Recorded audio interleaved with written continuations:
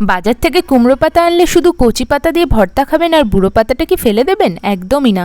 সেটা দিয়ে বানিয়ে নেবেন এইরকম মুচমুচে বড়া। তো বড়া বানানোর জন্য আলু সিদ্ধর মধ্যে কিছুটা কুচি করে রাখা পেঁয়াজ, কিছুটা কুচি করে রাখা লঙ্কা আর কিছুটা চাট মশলা, একটু লবণ, একটু হলুদ আর একটু চিনি দিয়ে এইভাবে মেখে সাইডে রেখে দিলাম। এইবার পাতাগুলোকে ভালো করে ধুয়ে পরিষ্কার করে নিয়েছি আর তার মধ্যে দিয়ে দিলাম এই আলু মাখাটাকে।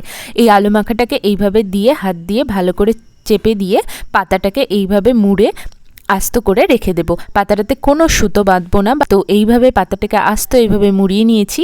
এইবার ব্যাটারটা তৈরি করি। এখানে 3 চামচ মতো বেসন আর 2 চামচ মতো চালের গুঁড়ো, তার মধ্যে কিছুটা হলুদ, লবণ আর কালো জিরা দিয়ে একটু জল দিয়ে একটু থিক ব্যাটার মতো তৈরি করে নেব। তারপরে সেই পাতা যেটা মুড়িয়ে রেখেছিলাম সেই পাতাটাকে বেসনের মধ্যে চুবিয়ে এইভাবে উল্টে পাল্টে সাদা তেল গরম করে তার মধ্যে দিয়ে এইভাবে ভেজে নেব।